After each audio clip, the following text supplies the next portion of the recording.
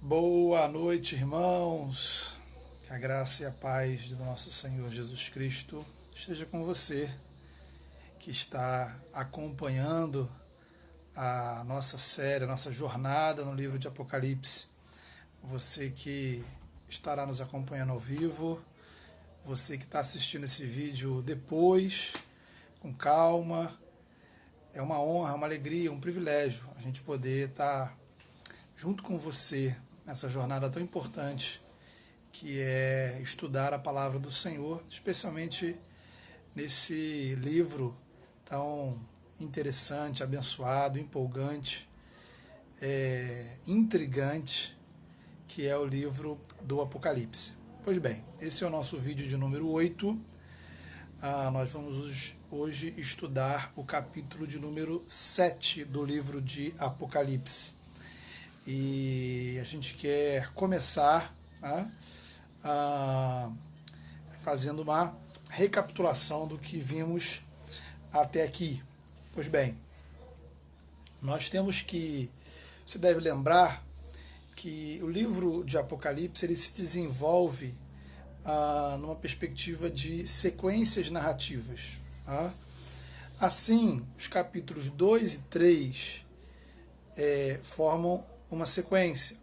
Da mesma forma, os capítulos 4 e 5. E agora nós temos os capítulos 6 e 7.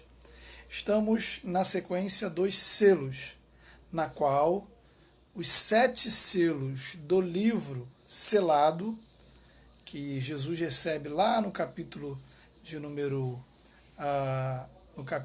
5, Jesus, naquela cena celestial, Jesus ele recebe das mãos de Deus o livro selado com 7 selos, e aqui nos capítulos 6 e 7 os selos são abertos. Nós estamos nessa sequência, então, dos selos que são progressivamente abertos.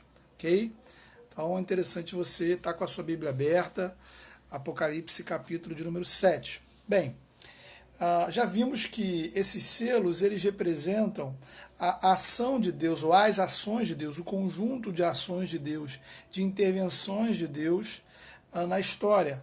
Ações de juízo, ações de salvação.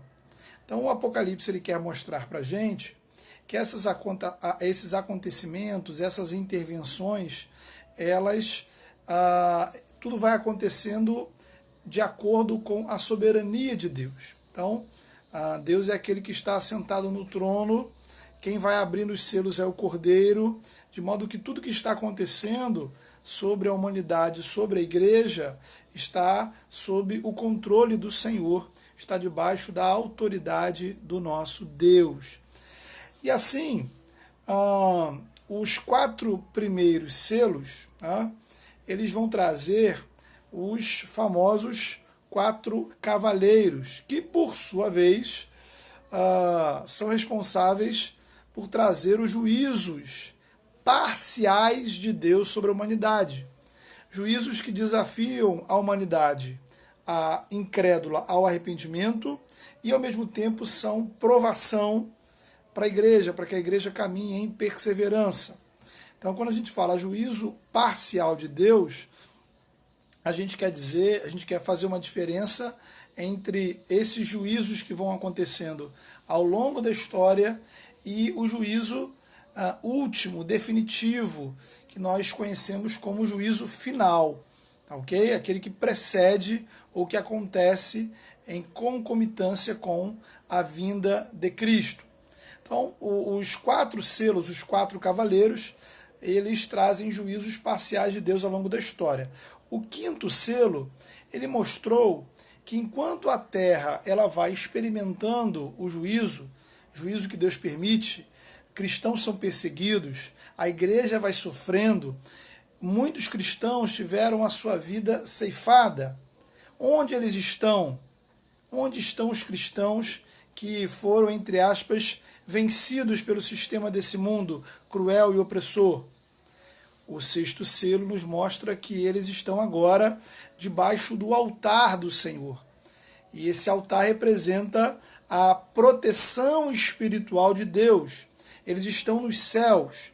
debaixo da autoridade, do cuidado, do amor do Senhor, aguardando o grandioso dia da vinda de Jesus, que trará a ressurreição e a implementação completa, total, definitiva da justiça de Deus sobre o universo. Pois bem, o sexto selo, então, e aí a gente já começa a se aproximar do capítulo 7, ele retrata esse dia, o dia da vinda de Deus, o encontro de Deus com a criação. E a chegada do Senhor, ela traz reações.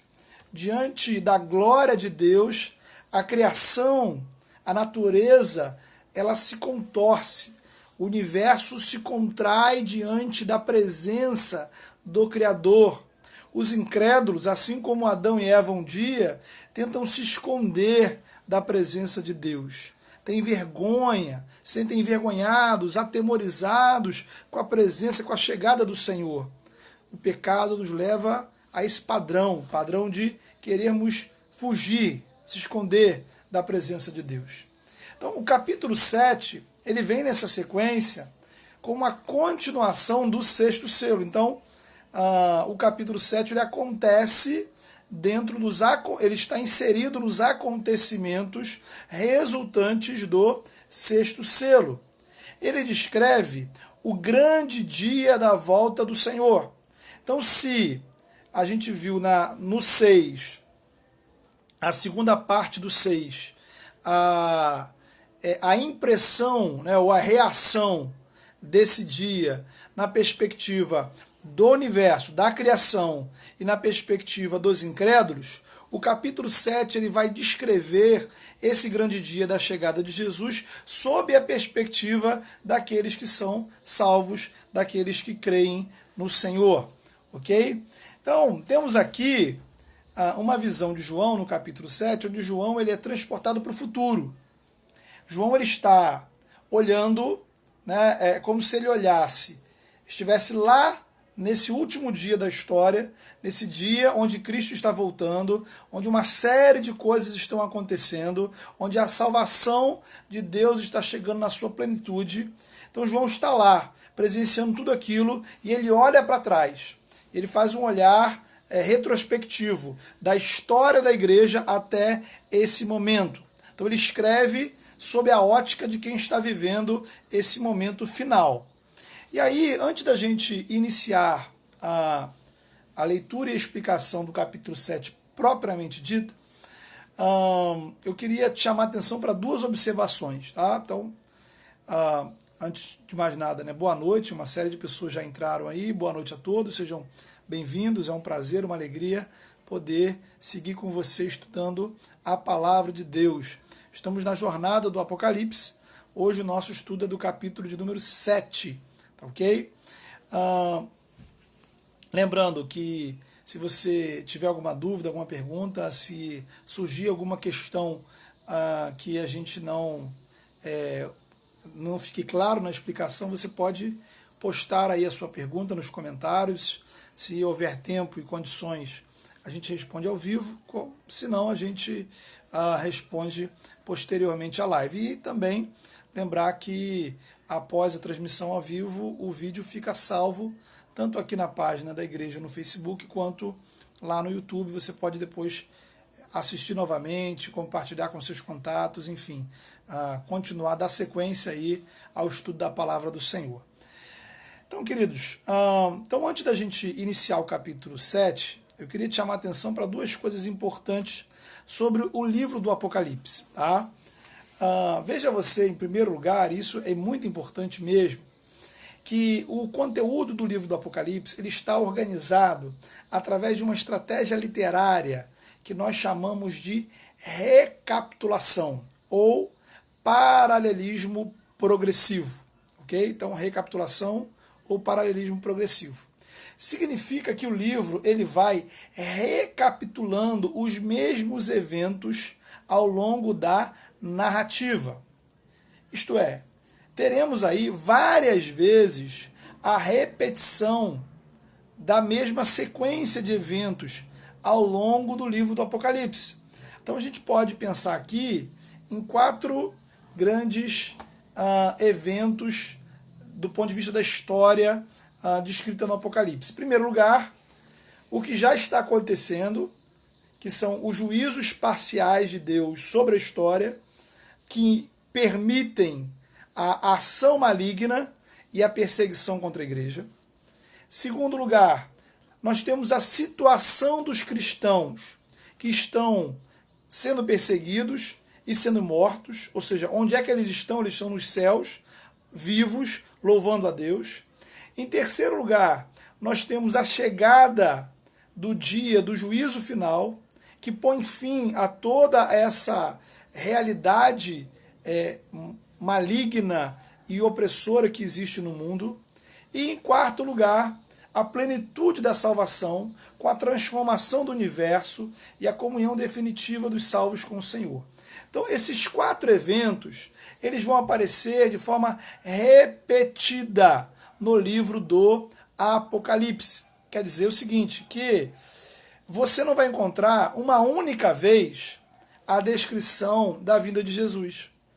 Você não vai encontrar uma única vez a descrição do juízo final. Você não vai encontrar uma única vez a descrição da realidade espiritual presente. Então, todos esses eventos vão ser repetidos de forma progressiva. O que quer dizer isso? Quer dizer que nós temos, nos capítulos 6 e 7, essa primeira sequência de acontecimentos narradas no Apocalipse. E essa sequência ela vai aparecer outras vezes. Então você vai encontrar nos próximos capítulos novamente a descrição da história da humanidade, com o presente mal, os juízos de Deus, a situação dos salvos no céu, a vinda do juízo final e a plenitude da salvação. Só que há um detalhe nessa estratégia da recapitulação que faz diferença. Cada nova sequência introduz novos detalhes na descrição do que é narrado. Ou seja, esses mesmos eventos são contados, são descritos e novas informações são apresentadas. João ele conta várias vezes as mesmas histórias, mas sempre de um jeito diferente, com novas perspectivas, apresentando novos ângulos, novos pontos. Então, isso ajuda a gente a perceber como o conteúdo do livro ele é organizado. Okay? Então, isso chama-se paralelismo progressivo. Por que isso é importante? Porque nós estamos numa sequência de eventos que descreve desde a ressurreição de Cristo até o dia da chegada de Jesus, com a salvação definitiva, e essa sequência ela vai aparecer outras vezes no livro, sempre com novos detalhes. Então, tudo que João tem a dizer sobre salvação não está aqui no 7. Também vai estar em outros textos ao longo do livro. Uma segunda observação, então a primeira é a estratégia da recapitulação, do paralelismo progressivo. A segunda é uma outra técnica literária que a gente encontra no Apocalipse, que indica que os últimos elementos dessa sequência, ao invés de encerrar a sequência, eles, na verdade, abrem uma nova linha de raciocínio, uma nova sequência. É por isso que, na verdade, qual é o papel do 7º selo? O papel do 7º selo, ao invés de encerrar a sequência dos selos, ele abre a sequência das trombetas. Portanto, o encerramento do conteúdo espiritual, a mensagem que os selos trazem, vão estar aqui no capítulo 7. Quando o 7º selo for aberto, aí, na verdade, João vai nos apresentar a próxima sequência, que será a sequência das trombetas. Ok? Então, duas importantes chaves para a gente destravar o conteúdo do Apocalipse. A técnica da recapitulação e a técnica de usar o último elemento da sequência para introduzir um novo elemento. Ok? Pois bem, queridos, então vamos à análise aí do capítulo de número 7, agradecendo aí você que está com a gente, nos acompanhando. Sejam muito bem-vindos a todos que escreveram aí boa noite para você. É uma alegria a gente poder estar aqui interagindo e conversando sobre o Apocalipse.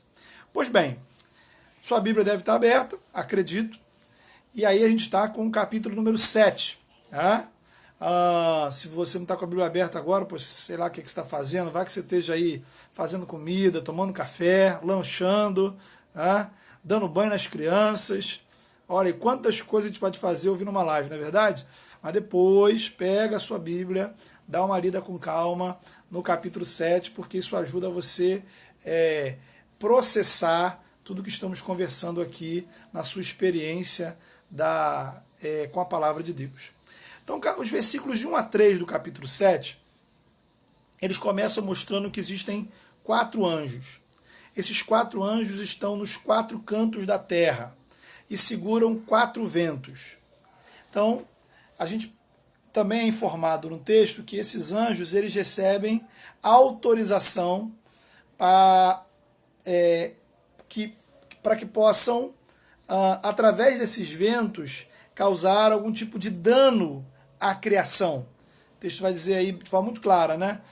Causar algum dano à terra, ao mar, às árvores e certamente aos habitantes do planeta. Então, a gente deve entender, fazer uma ligação desses 4 anjos com 4 ventos, com os 4 cavaleiros que nós vimos no capítulo 6. Então, esses ventos, eles são ventos de juízo. Juízo sobre a humanidade, juízo sobre a terra, ok? Lá em Zacarias capítulo 6, você vai observar a ligação entre ventos e juízo de Deus. Então, esses 4 anjos, com os 4 ventos, eles trazem, eles seguram, eles detêm, né, o poder de trazer juízo, a autorização de Deus, recebem de Deus a autorização de trazer juízo sobre toda a terra, sobre a natureza, sobre a criação e sobre os seres humanos. Bem, um outro anjo, ele aparece na história, se dirigindo a esses 4 e dizendo que esses ventos devem ser contidos até que os servos de Deus fossem completamente selados. Então nós temos aí os 4 anjos com os 4 ventos de juízo, mas eles recebem uma informação de que esses ventos devem ser seguros até o momento que todos os servos de Deus sejam selados. Aí vem os versículos 4 a 8, onde João vai informar que ele ouviu o número dos selados. Eram 144 mil de todas as tribos de Israel. E aí segue uma descrição de 12 mil selados de cada uma das 12 tribos de Israel. Bem, o que isso tudo significa? Então eu queria dividir essa sessão, né, ou seja, do capítulo 7, do 1 a 8, em 3 perguntas cruciais para você entender. Primeiro, quem são os 144 mil selados? O que é este selo que eles recebem? E qual a relação entre os 144 mil e os 4 ventos dos versículos de 1 a 3? Ok? Então, 3 perguntas que a gente vai responder nessa ordem, né? O Carlos e aí a Roseli já estão lá desesperados para saber quem são os 144 mil. Né? Quem são os 144 mil? Atenção, vamos lá. Bem, a gente pode pensar, né? Se a gente fosse interpretar literalmente o texto, teríamos então que se trata de 144 mil pessoas, 144 mil indivíduos, sendo que 12 mil vinculado a cada uma das 12 tribos de Israel. Então, resultado teológico disso seria existir um grupo separado por Deus, com algum propósito por Deus, que de alguma forma, então, Deus separou 144 mil pessoas entre as tribos de Israel com alguma finalidade. Todavia, né, embora a gente saiba que existe alguns grupos cristãos que acabam seguindo essa linha, grupos minoritários, Não há nada no livro do Apocalipse, perceba bem, nem no Novo Testamento como um todo, que ofereça sustentação a essa tese. Porque, veja, para começar, na época que o livro de Apocalipse foi escrito, as 12 tribos já tinham deixado de existir há muito tempo. Tá? Se você acompanhar os dados do Apocalipse, na verdade, as 12 tribos elas se dividiram em dois reinos, tá? Reino do Norte, Israel, Reino do Sul, Judá. No Norte ficou com 9 tribos e meias, no Sul, 2 tribos e meia. E ali por volta do ano 722 a.C., o Reino do Norte ele foi desfeito. As tribos foram dispersas, né, pelo Império Assírio. De modo que, aproximadamente, há 8 séculos antes do Apocalipse, já não existiam quase que 10 tribos do povo de Israel. Então, essa referência, entender essa referência como as 12 tribos, é uma coisa completamente sem sentido para as pessoas da época, né? Nem para a gente hoje. Para os próprios judeus da época já não faziam essa contabilidade, não tinham como fazer essa vinculação, saber quem é quem, qual a vinculação com qual tribo. Tá? Existia ali alguns grupos que tinham um cuidado com, por exemplo, a descendência de Davi, a tribo de Judá. A gente vê isso, por exemplo, na genealogia de Jesus. Mas as 12 tribos, como aparece aqui, tomadas literalmente, já não existiam, já nem faziam sentido para o povo de Israel. Bem, então a gente deve entender esses 144 mil em conexão com o versículo 9. Veja você, no mesmo capítulo, tá? Capítulo 7. Se no versículo 4 ele ouviu o número dos 144 mil, no 9, João ele vê uma grande multidão que ninguém podia contar. Repare, uma grande multidão que ninguém podia contar. Olha a contradição, né? A aparente contradição entre um número exato, 144 mil, e uma multidão que aparentemente ninguém pode contar. Uma multidão de todas as tribos, povos, línguas e nações. Bem, os estudiosos eles indicam de forma muito apropriada que há uma conexão, existe uma identidade entre esses dois grupos. Os 144 mil selados são idênticos à grande multidão de todas as tribos, povos, línguas e nações do versículo 9. Os dois grupos representam o conjunto total do povo de Deus, o conjunto total dos salvos do Senhor ao longo da história. Então, naquele grandioso dia, o conjunto daqueles que se apresentarão diante de Deus e do Cordeiro. Aí você pode perguntar, então, quem são os 144 mil? É o conjunto dos salvos. Mas você, nessa hora, pergunta, mas qual é a lógica, então, de falar de 144 mil se, na verdade, o correto é a multidão incontável? Tá? Bem, entenda que João não está querendo fazer uma descrição literal de todos os eventos da história. Né? João, ele está recebendo o livro de Apocalipse para trazer uma mensagem de inspiração, uma mensagem de incentivo à igreja, de esperança à igreja. A igreja daquela época, a igreja de hoje, eu e você. Então João vai usar imagens, João vai usar comparações, metáforas, e cada uma dessas representações, ela terá uma verdade espiritual específica e complementar. Então, os 144 mil seria o seguinte, essa imagem ela aponta para a gente que o povo de Deus ele é, na verdade, a herança do povo de Israel.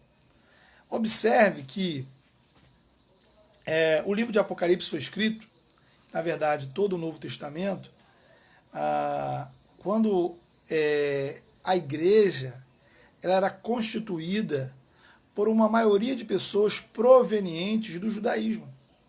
Tá?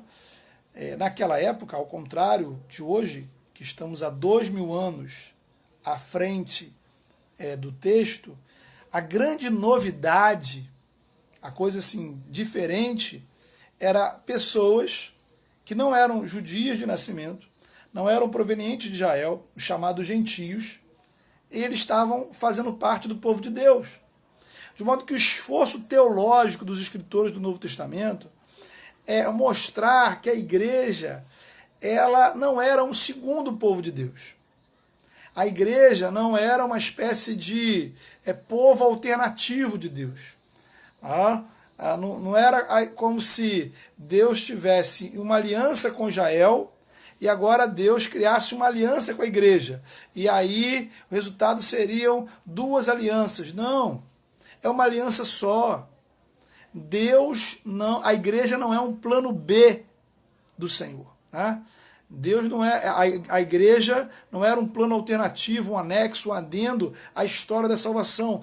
A igreja, na verdade, assim o Novo Testamento vai nos ensinar, ela é o cumprimento das promessas do Antigo Testamento para o povo de Israel. De modo que a igreja ela é a ampliação de Israel. Tá? Na explicação, por exemplo, de Paulo em Romanos, a igreja ela é a oliveira. Tá? Israel é um oliveira, o povo de Deus é uma oliveira.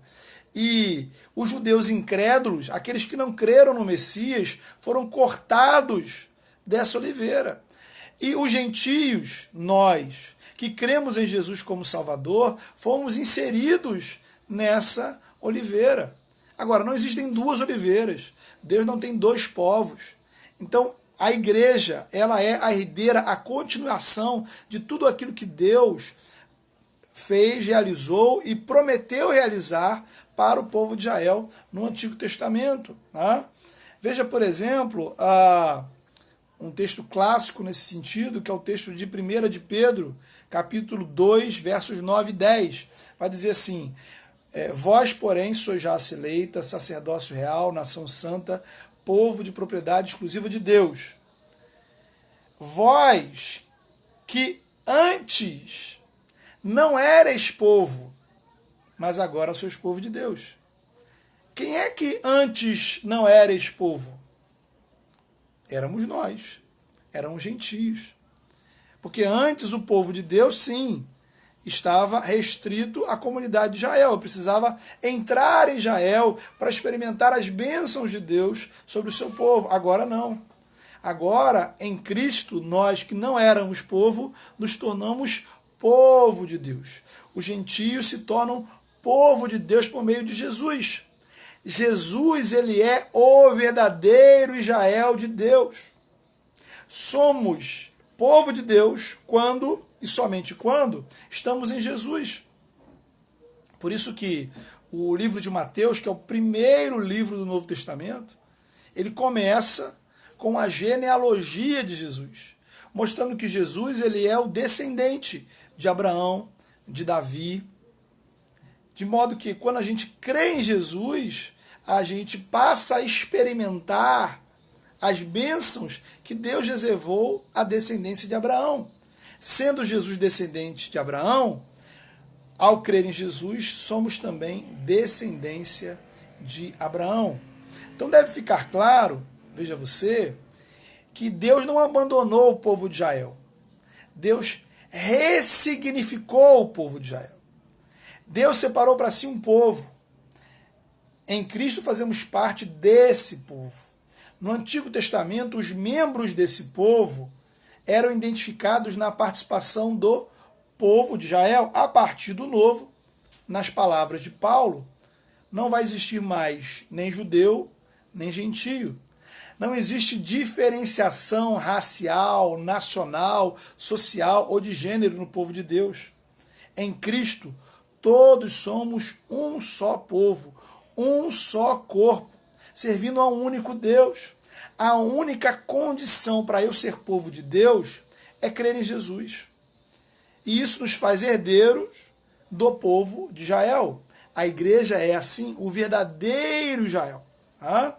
Então, do ponto de vista prático, não existe nenhuma distinção entre, nenhuma distinção espiritual, melhor dizendo, específica, para o povo de Israel, a parte da igreja. Então, a importância de Israel, que a gente encontra no Novo Testamento, na Bíblia, ela é histórica. Tá? Quem é o povo de Israel atualmente? Qual a importância da nação de Israel nesse momento? É uma importância histórica. Deles vieram os patriarcas, deles vieram o Messias, entre eles nasceu a igreja, os apóstolos eram judeus. Agora, hoje, quem está em Israel ou quem está no Brasil tem a mesma condição para entrar no povo de Deus. Precisa se arrepender dos seus pecados, se prostrar diante de Jesus e reconhecê-lo como seu Senhor e Salvador. Então, não há essa coisa que alguns cristãos sustentam, né, de uma importância espiritual da nação de Israel. A nação de Israel, ela não é melhor nem pior, não significa, como alguns defendem, né, isso não significa ser antissemita. Ao contrário, tá? A gente não deve discriminar os judeus. Os judeus que estão lá hoje, né, a nação de Israel, nada tem a ver com os judeus que colocaram Jesus na cruz. Longe disso. Por outro lado também, o nosso destino espiritual não está vinculado ao que está acontecendo hoje lá na nação de Israel. Nosso destino espiritual está nas nossas atitudes diante de Jesus. E o destino espiritual deles também está, né, no relacionamento que eles têm com Cristo. Tá ok? Então, o objetivo dessa imagem dos 144 mil é mostrar que os salvos, a igreja do Senhor, ela tem uma relação de continuidade e descontinuidade com Israel do Antigo Testamento. Tá? Nós somos herdeiros dessa tradição, porém, hoje há uma ampliação, de modo que a nossa vinculação não é mais étnica, ela é espiritual. E aí, se você olhar para a própria maneira como Paulo explica o sentido de Israel no Antigo Testamento, você vai ver que Paulo vai dizer que o verdadeiro israelita não é aquele de sangue, digamos assim, né? Não é aquele que circuncida a carne, mas é aquele que circuncida o coração. Então o próprio Paulo vai operar um olhar espiritual para o Israel do Antigo Testamento. E de fato, a gente vai ver que no Antigo Testamento a salvação também era pela fé. A fé lá era a fé no Messias que viria, a fé aqui, a fé nossa, é no Messias que já veio. Ok? Aí ainda pode restar uma questão, né? Por que exatamente o número 144? Por que ele coloca esse número 144? Existem várias possibilidades, vou dar aqui algumas indicações. Veja que o livro de Apocalipse trabalha com o número 12. Né? A gente tem aí toda uma simbologia dos números no Apocalipse. A gente tem um 4, a gente tem um 7, a gente tem um 3. E o 12, ele é o número do povo de Deus. Você deve lembrar, você que está acompanhando aí com a gente toda semana, se não você pode voltar a vídeos anteriores para ver depois, que os 24 anciãos, né, que estão lá junto ao trono de Deus, eles representam o conjunto dos salvos ao longo da história antes da vinda de Cristo. Né? São os salvos que estão no céu, junto do Senhor, adorando a Ele. Por que são 24? 12 mais 12. 12 representando o povo de Deus do Antigo Testamento, 12 representando o povo de Deus a partir do Novo Testamento. Porque o povo de Deus do Antigo Testamento, ele tem por base os 12 patriarcas. O povo de Deus do Novo Testamento tem por base os 12 apóstolos. Exatamente essa imagem vai aparecer lá no capítulo 21 e 22, na descrição dos fundamentos do muro e dos fundamentos da Nova Jerusalém. Tá? Então você tem, no número 144, 12 vezes 12 vezes 1000, que indicaria, então, todo o povo de Deus ao longo da história, tá? Nessa perspectiva que a gente está apresentando. Também é importante observar que essa fórmula, 12.000 de cada tribo, tá? Os estudiosos eles mostram que isso tem a ver com uma fórmula de recenseamento. Tá? Se você olhar o Antigo Testamento, você vai ver que vários censos militares eram feitos, várias convocações militares eram feitas. E nessas convocações, justamente a expressão que se usava era essa, né? São tantos mil da tribo tal, tantos mil da tribo tal. Né? Então, a imagem dos 144.000, ela mostra o povo de Deus como um grande exército pronto para uma grande batalha espiritual. Temos assim, nos versículos 4 a 8, esse exército de Deus separado. Tá? Então, os selos são a separação do exército de Deus. A partir do 9, né, então do 8 para o 9 é um salto, porque a partir do 9 a gente vê o final da batalha. Como é que esse exército chega, se apresenta após a batalha já concluída, vencida e sendo naturalmente vencedores. Então, resumo da ópera, você já sabe quem são os 144.000. Eles representam o conjunto dos salvos ao longo da história e, para resumir toda a explicação, nós devemos entendê-los a partir da conexão com o versículo 9, que fala que a multidão que se apresenta diante do Senhor, ela é uma multidão incontável, inumerável, formada de pessoas de todas as nações, povos, tribos e línguas. Ok? Depois a gente vai dar mais algumas informações sobre o versículo 9. Então espero que você tenha compreendido, tá? Algumas questões aqui. O Heitor pergunta, poderia ser uma representação de épocas diferentes?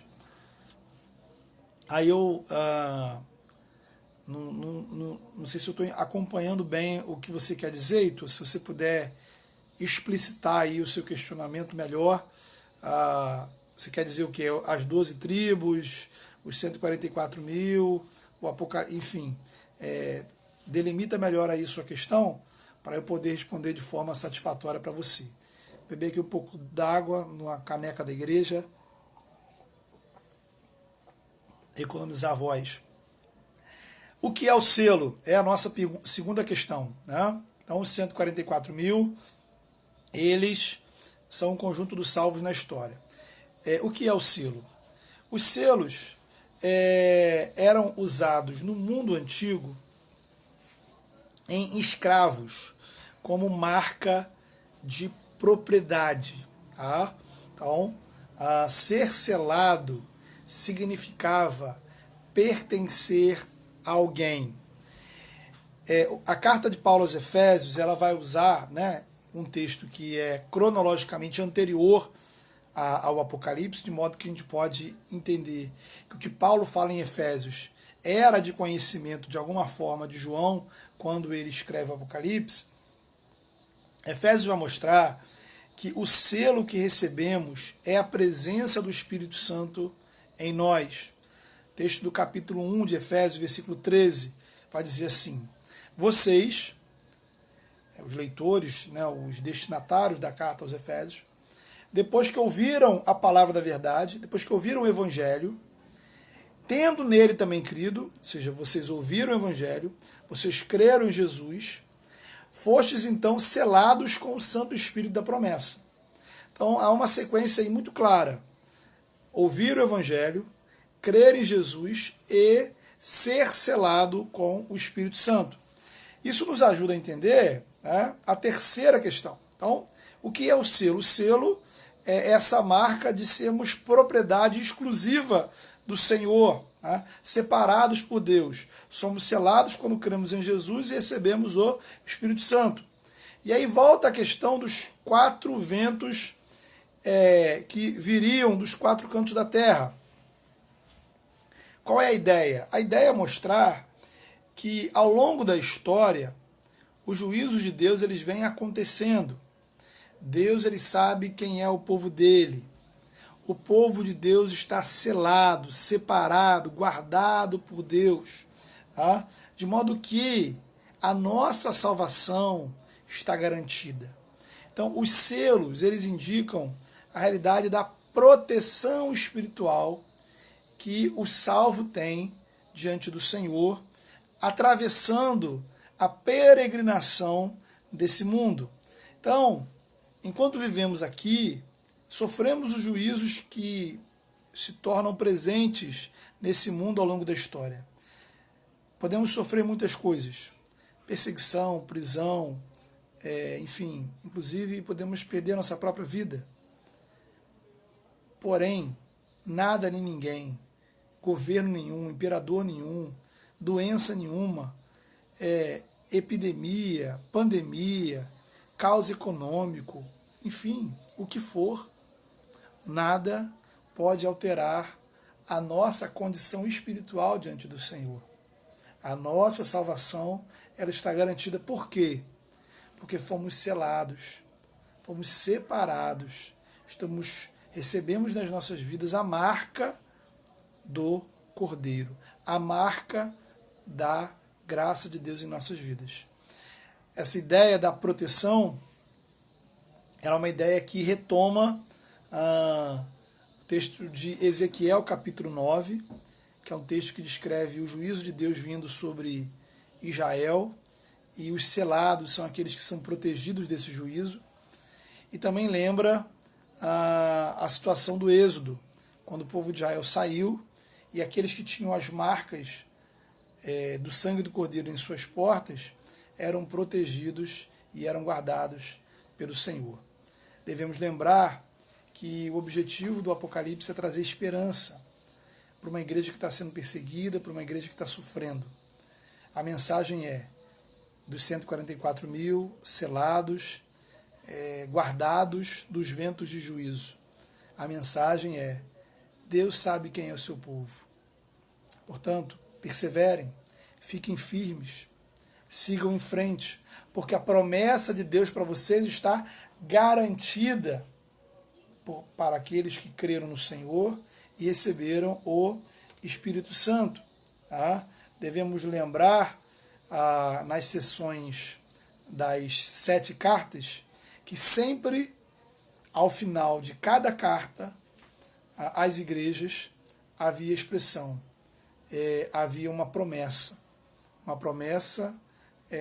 daquilo que o Senhor traria para todos os cristãos que perseveraram ou perseverarão diante das tribulações desse mundo.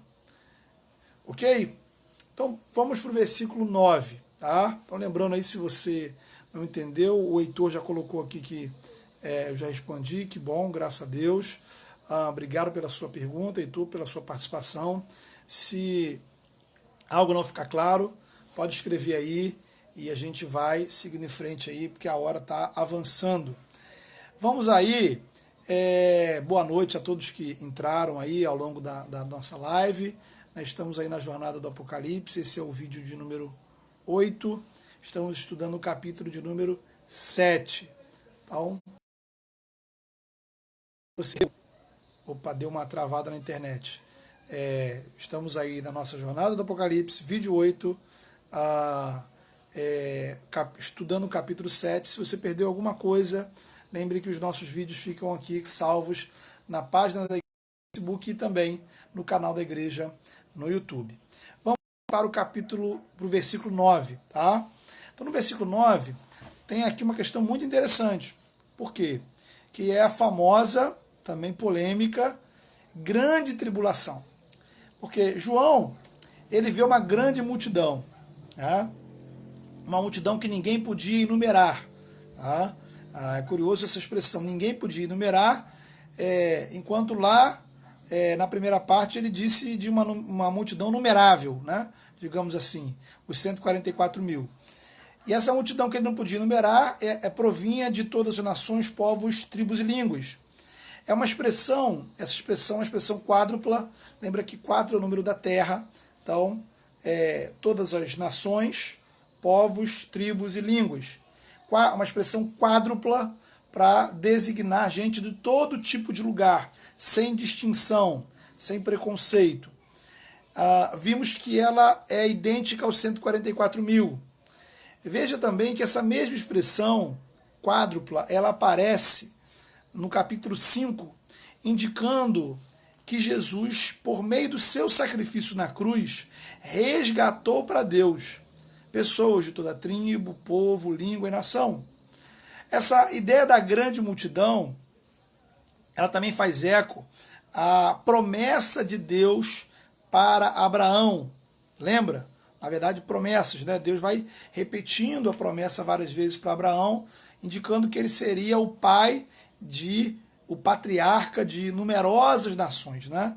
Ele teria uma grandiosa descendência, o pai de multidões. Então, há uma relação aí entre essas multidões e a promessa de Deus a Abraão.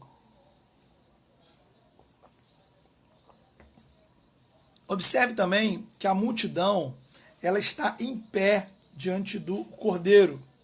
Ela está em pé com vestes brancas e segurando palmas nas mãos. Bem, as vestiduras brancas, eu vou falar mais dela mais à frente, e o estar em pé indica uma posição de ressurreição, né? Várias vezes o Apocalipse vai descrever essa expressão estar de pé diante do Senhor, ou diante do Cordeiro. O próprio Cordeiro é descrito na posição em pé, né? Então ela aponta para um estado de ressurreição, o que mostra que de fato essa cena ela está sendo a cena do grandioso último dia, onde todos os mortos ressuscitarão, os salvos sobretudo. As palmas indicam os ramos usados na festa dos tabernáculos, uma das principais festas do povo judeu, que foi instituída por Deus para celebrar a libertação do Egito. Então, a ideia da palma é fazer um eco, um link com a ideia da libertação. Então, eles estavam ali como que balançando ali as folhinhas, né, os ramos em suas mãos, comemorando, celebrando o fato de terem vencido e de terem de fato superado o momento da tribulação, da perseguição, o caos da vida na terra. Vamos aí para o versículo 10. Veja que essa multidão, ela louva a Deus e a Jesus, porque a eles pertence o poder de salvar. Tá? E diante dessa grandiosa salvação, todos os seres celestiais, eles entram numa grande adoração. Eles reverenciam aquele que está sentado no trono e ao Cordeiro, cantando que o louvor, a glória, a sabedoria, as ações de graças, a honra e o poder pertencem a Deus pela eternidade, pelos séculos dos séculos, que é a expressão do Apocalipse. O grande dia chegou, é o início da eternidade, o início dos louvores sem fim. Aí vamos para o 13, que traz para a gente aí uma questão interessante. Né? Há uma pergunta que eu queria que você pensasse aí comigo aí, que é talvez aí a segunda questão muito pertinente do capítulo 7. Quem são estes de vestiduras brancas? E de onde vieram? A pergunta ela diz respeito à identidade dessa grande multidão, consequentemente, da identidade dos 144 mil selados. A resposta está no versículo 14. Eles vieram da grande tribulação, lavaram e alvejaram essas vestiduras no sangue do Cordeiro. Agora eu quero ver. Você sabe, a que se refere esta grande tribulação? Então essa é importante, hein? A grande tribulação. Vamos lá? A referência aqui, ela tá, a referência bíblica, né? A gente pode olhar Mateus capítulo 24, texto onde temos o sermão escatológico de Jesus. Jesus ele explica os eventos relacionados aos últimos dias, que por sua vez esse sermão de Jesus ele está conectado ao capítulo 12 de Daniel, que é um capítulo que também fala dos últimos dias, né? Lá fala, em Daniel, de uma grande tribulação, na qual, porém, o povo de Deus, aqueles que têm o seu nome inscrito no livro da vida, serão salvos. Bem, nós já vimos aqui nos nossos estudos que o Novo Testamento como um todo, ele entende que a ressurreição de Jesus, ela deu início aos últimos dias, ao final dos tempos, ou seja, tudo aquilo que os judeus esperavam para o final dos tempos, e os judeus eles tinham essa esperança no final dos tempos, o Novo Testamento vai entender que tudo isso foi inaugurado. Houve uma abertura de tudo isso na ressurreição de Jesus Cristo. Também vimos que a perspectiva do Apocalipse, quando a gente conjuga o capítulo 6 com a sessão das 7 cartas, é que esse período chamado de tribulação, ele é, na verdade, a própria história do mundo que estamos vivendo, até o grande dia da vinda do Senhor. Então, que se chame tribulação, né, o nome é tribulação, tem a ver com a maneira como nós, cristãos, como a igreja, como os salvos olham para o que está acontecendo na história. Ok? Os capítulos 2 e 3, as 7 cartas, elas vão mostrar quais são os desafios da igreja nesse mundo. Por que ser igreja e ser cristão no mundo é tão difícil, tão complicado? Está lá.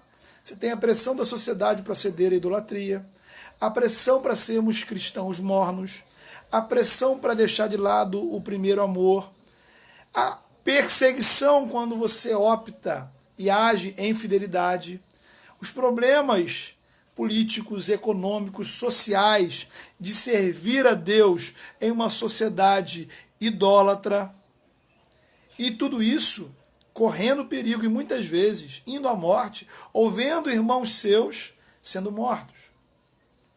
Isso tudo dá-se o nome de tribulação. Então, nós sabemos e respeitamos também, claro, aqueles cristãos que olham para essa expressão como alguma coisa do futuro, tá?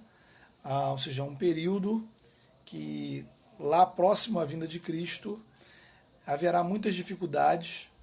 Alguns entendem que esse período durará 7 anos e que a igreja será poupada desse período porque ela será arrebatada antes da grande tribulação.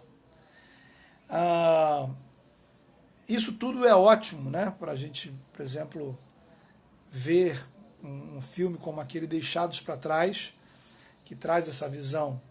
Porém, biblicamente, a ressurreição de Jesus, ela inaugurou a última temporada da história. Significa dizer que nós já estamos vivendo a grande tribulação. Desde que Cristo ressuscitou, se instalou uma batalha espiritual entre o povo de Deus, o corpo de Cristo e o mundo que jaz no maligno. A igreja, lembra a expressão de Jesus, né? Quando Pedro confessa que ele era o Cristo, o Filho do Deus vivo, Jesus responde: eu te digo que tu és Pedro, e sobre esta pedra edificarei a minha igreja, e as portas do inferno não prevalecerão contra ela. Então, há um conflito entre a igreja e as portas do inferno. A igreja vai prevalecer sobre as portas do inferno. E a igreja ela está em missão, a igreja está em expansão, a igreja ela não está parada aguardando, não deveria estar parada aguardando o grande dia da volta de Jesus. E enquanto a igreja tem a missão de expandir o reino de Deus, o mundo naturalmente reage contrariamente à igreja. Então, a grande tribulação é esse mundo pecaminoso, no qual forças espirituais malignas atuam. Os juízos de Deus estão presentes. A nossa vida se passa, ela acontece dentro da grande tribulação. Não haverá outra grande tribulação. E nenhum lugar do Apocalipse nem da Bíblia vai dizer que a igreja será poupada ou tirada ao contrário. Volto porque faz toda a diferença você entender o Apocalipse olhando a referência das 7 cartas, nos capítulos 2 e 3. A mensagem é a mensagem de perseverança. É uma mensagem de manter-se fiel, inclusive, se preciso for, pagando com a vida. É o desafio do testemunho, é o desafio do martírio. Não houve momento na história, nesses 20 séculos que nos separam do Apocalipse, que foi fácil ser cristão.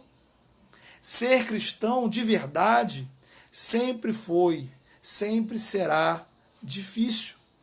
Porque sempre envolve, requer, implica em um confronto com a sociedade.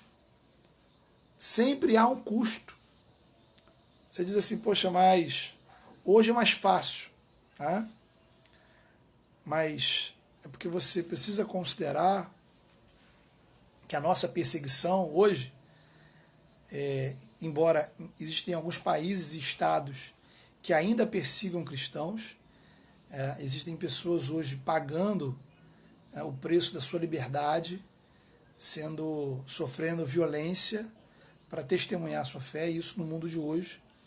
Mas na nossa sociedade ocidental, a gente tem a pressão da relativização dos princípios, da acomodação, os pecados ocultos, a privatização da fé. Por exemplo, vou dar uma cutucada numa questão interessante.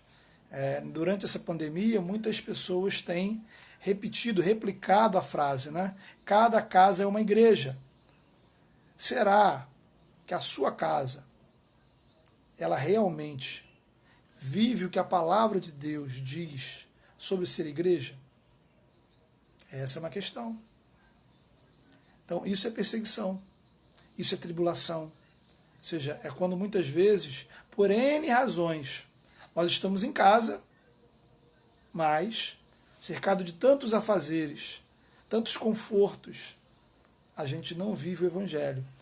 E talvez o vizinho do seu lado, coitado, ele mora ao lado de uma família cristã, mas ele não tem como vizinho uma igreja. Porque muitas vezes as nossas casas não são de fato igrejas do Senhor. Bem, então, o resumo da ópera é: ser cristão nesse mundo é atravessar a grande tribulação espiritual, que é viver num mundo pecaminoso, um mundo que jaz no maligno. E como é que se vence essa grande tribulação? O texto responde: lavando as vestiduras no sangue do Cordeiro. Já falamos aqui no Apocalipse que as vestes, ela representam o estado espiritual da nossa vida, o resultado das nossas ações. Considerando os nossos pecados, a nossa realidade espiritual seriam de roupas sujas, roupas imundas, roupas rasgadas. Na verdade, se a gente for olhar o que Jesus falou para os cristãos de Laodiceia, eles estavam espiritualmente sem roupa, nus, não tinham roupa alguma. O texto vai dizer: vocês são pobres, cegos e nus, miseráveis. Porém, veja você, ao crer em Jesus como Senhor e Salvador, o sangue de Cristo é derramado sobre nossas vidas. E Ele nos purifica de todo pecado. Assim, vencemos a tribulação pelo sangue do Cordeiro, pelo sangue de Jesus. Não com base em nossas boas ações, em nossas ações espirituais, ações de caridade, nada disso. Vencemos não porque somos bonzinhos, mas porque lavamos as nossas vestiduras no sangue do Cordeiro. Somente Jesus, somente o sangue de Jesus é capaz de limpar a minha vida e me tornar digno de um dia estar diante daquele que é santo, santo, santo, que se assenta no trono do universo. Os versículos 15 a 17, eles vão descrever em concomitância com esse grande dia da vinda de Cristo, a realidade dos novos céus e da nova terra, adiantando aqui, conversando com a linguagem dos capítulos 21 e 22, né? Lembrando que a gente falou sobre o método que Apocalipse tem da recapitulação. Então, na verdade, os capítulos 21 e 22 eles vão recapitular um pouco dessa imagem que a gente está aqui no capítulo 7, para descrever o grandioso dia da vinda de Jesus para os salvos. Bem, o texto vai dizer que Deus estenderá sobre eles o seu tabernáculo, e eles servirão dia e noite no seu santuário. Apocalipse 21 e 22 falam da cidade trazida por Deus, isto é, esse momento da transformação do universo é descrito como uma cidade, a morada eterna do Senhor com o seu povo, que não será outra que não os novos céus e nova terra. Este mundo, este universo transformado pelo Senhor. Veja como essa cidade é caracterizada. Capítulo 21, versículo 3 vai dizer assim: então ouvi uma grande voz vinda do trono, dizendo: eis o tabernáculo de Deus com os homens. Deus habitará com eles. Deus habitará com eles. Depois o versículo 22, lá no capítulo 21. Nela, ou seja, nessa cidade, João não viu o santuário, porque o santuário é o Senhor, o Deus Todo-Poderoso, o Cordeiro. Então veja, e qual é a condição para se entrar na cidade? Capítulo 22, versículo 14 responde: bem-aventurados aqueles que lavam as suas vestiduras no sangue do Cordeiro, para que lhes assista o direito à árvore da vida e entrem na cidade pelas portas. E o que aconteceu com todo o sofrimento vivenciado ao longo da grande tribulação? Temos aí uma conexão dos versículos 16 e 17 do capítulo 7 com capítulo 21, versículo 4, um dos textos que mais falam ao meu coração na palavra de Deus, que diz lá: e lhes enxugará dos olhos toda lágrima, e a morte já não mais existirá. Não haverá luto, nem pranto, nem dor, porque as primeiras coisas passaram. A imagem, né, de ter os olhos enxutos das lágrimas é exatamente a imagem de quem chegou, de quem atravessou essa grande tribulação, essa tribulação que acontece ao longo da história. E você olha para trás e você vê todo o sofrimento, toda a angústia, toda a dor, toda a opressão, e o Senhor, e você chora, e o Senhor enxuga dos olhos as suas lágrimas, né? Lembra a bem-aventurança de Jesus: bem-aventurados os que choram, porque serão consolados. Aqueles que aqui choram servindo a Deus, e muitas vezes servir a Deus em fidelidade é chorar diante do Senhor, mas crendo que aquele que enxugará dos olhos toda lágrima está aqui para enxugar os nossos olhos. Daqui a pouco eu vou chorar aqui falando, né? Muito bem. Para fechar, queridos, já passamos das 9, né? A Roseli e o Carlos perguntam aí por que o texto adjetiva a tribulação como grande. Bem, a gente pode pensar em 2 pontos aí. Primeiro, se você pensar que toda a história entre a ressurreição e a vinda de Cristo, ela é tribulação, é uma grande tribulação, né? É uma tribulação grandiosa. Mas eu creio que a questão principal não é cronológica, mas é na intensidade. Lá no primeiro vídeo dessa série, eu mostrei que o Apocalipse ele quer nos dar uma leitura, uma interpretação espiritual da realidade. Então, o grande objetivo do Apocalipse e o grande erro nosso ao interpretar o Apocalipse é a ideia de querer pensar no futuro, né? O Apocalipse não quer simplesmente mostrar o futuro. E quando ele quer mostrar o futuro, ele está falando do que está sendo realidade aqui hoje, né? Então, a ideia é mostrar que o que a gente está vivendo aqui, o sofrimento da igreja, o martírio da igreja, a perseguição que a igreja sofre, de fato, ela é grandiosa. Ela não é pouca coisa. Tá? A Bíblia não minimiza o custo de ser cristão. Tá? Então isso é preciso ficar muito claro. Veja o que Jesus ensinou sobre discipulado, sobre tomar a cruz. Veja o que Apocalipse está dizendo. Veja as 7 cartas. Então a Bíblia não minimiza o ser cristão. Há um custo, é difícil, é luta. Ok? Por isso a tribulação ela é grande. Agora, ela é grande, lembrando, para o cristão. Para o ímpio, na verdade, ele está naquela realidade do 6º selo. Isto é, para ele, a alegria dele é essa realidade. O medo dele vai ser encontrar e encarar o próprio Criador.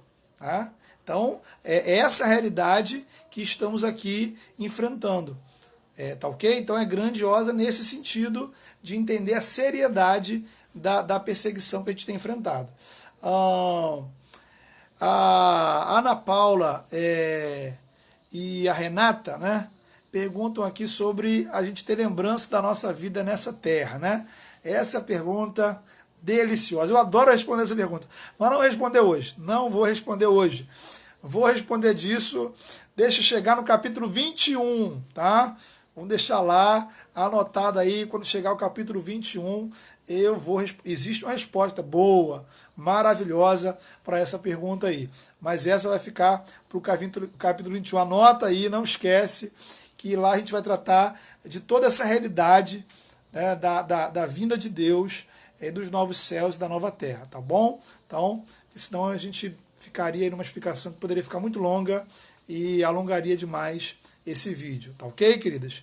Então, Renatinha, obrigado pela pergunta, a Ana também tem acompanhado aí junto com o esposo, mas vamos deixar isso para frente, tá ok? Não estou fugindo da pergunta não, é só para não deixar o vídeo longo demais.